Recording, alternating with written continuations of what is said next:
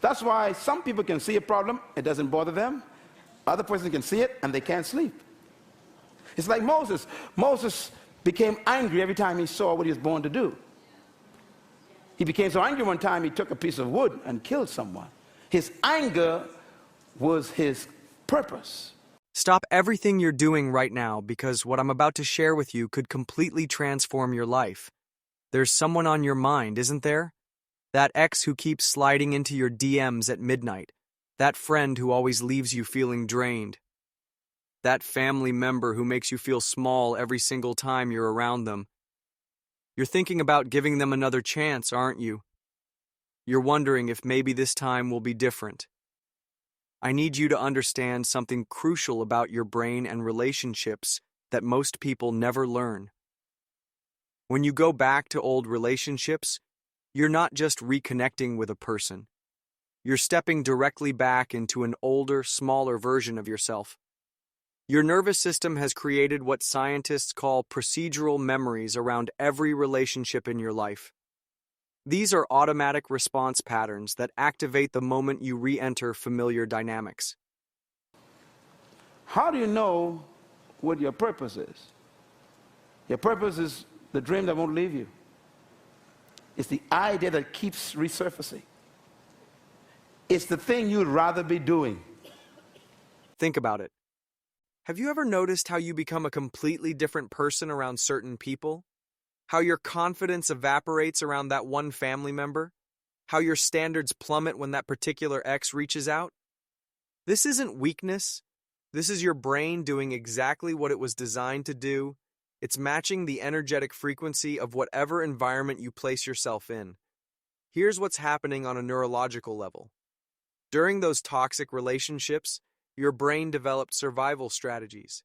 Maybe you learned to walk on eggshells to avoid conflict. Perhaps you suppressed your needs to keep the peace. Maybe you accepted breadcrumbs of affection because you believed that's all you deserved. These patterns don't disappear just because you've grown as a person.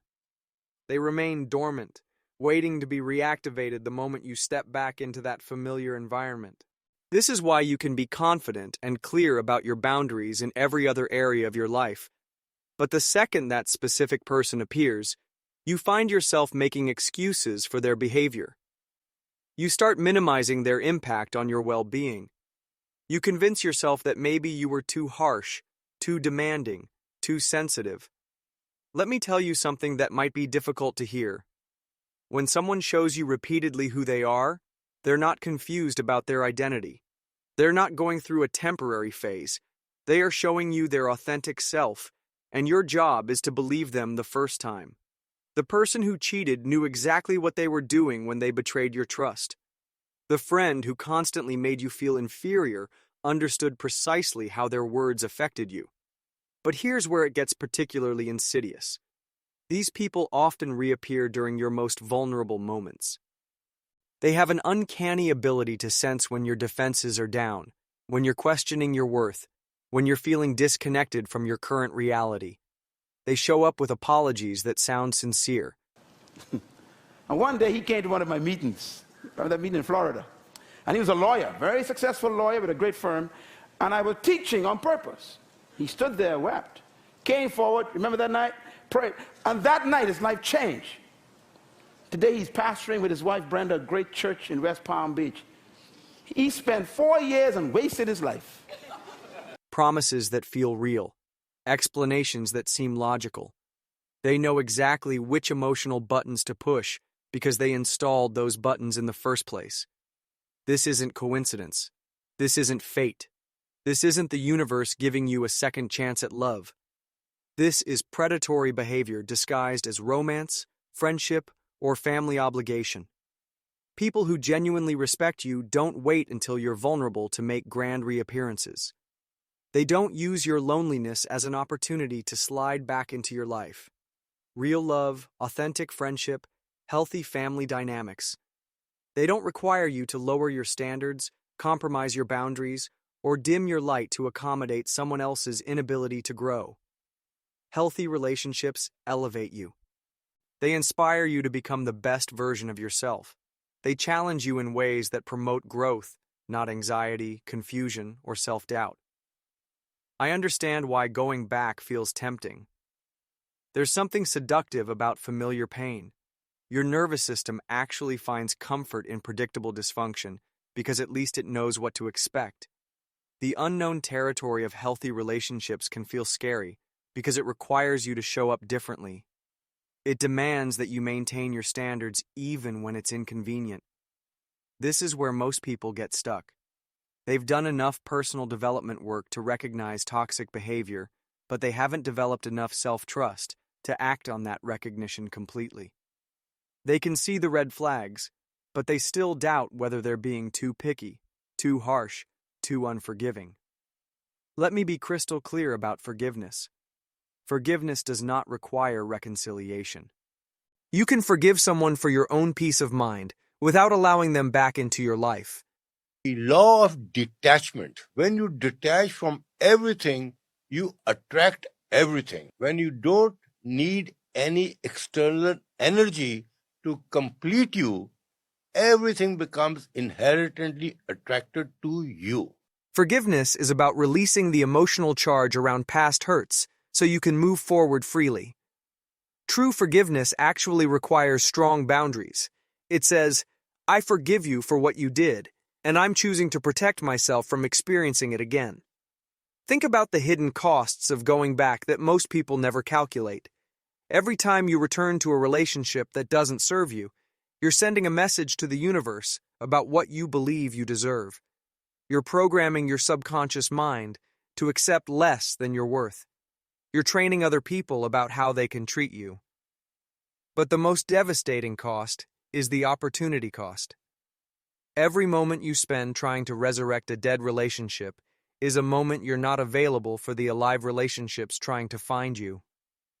Every bit of energy you invest in someone who has repeatedly shown they can't meet your needs is energy. You're not investing in your own growth, your dreams, your magnificent future.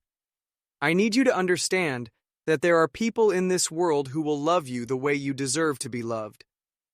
There are people who will respect your boundaries naturally because they have healthy boundaries themselves. There are people who will communicate clearly because they want to build something beautiful with you. But you will never meet these people if you keep your energy tied up in relationships that drain you. This applies to every type of relationship in your life. Friendships that leave you exhausted rather than energized. Family dynamics that make you feel guilty for having boundaries. Professional relationships that undervalue your contributions.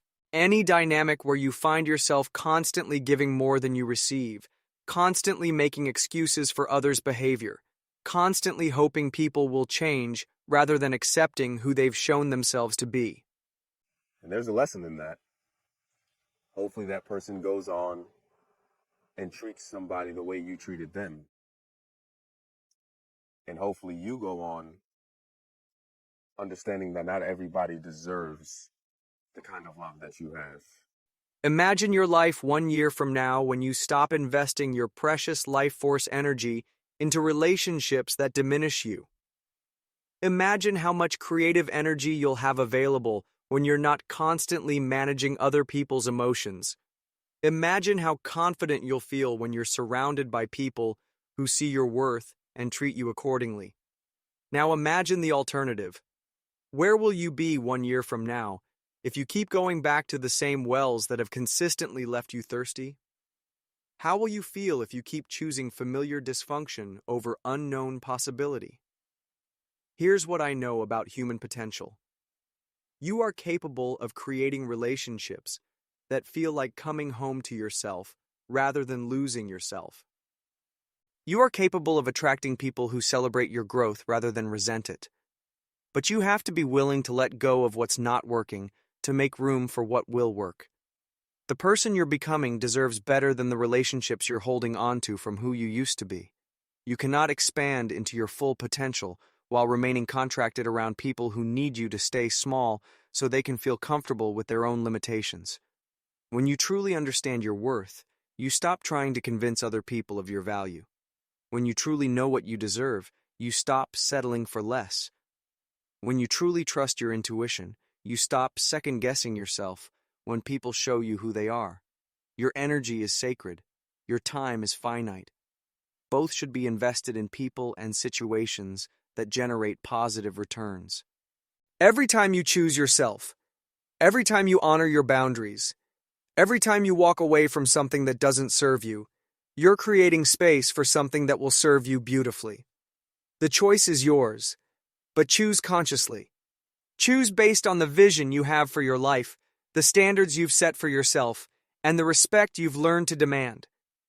The future is waiting for you to step into it fully, but you can't do that while your hands are still holding onto the past.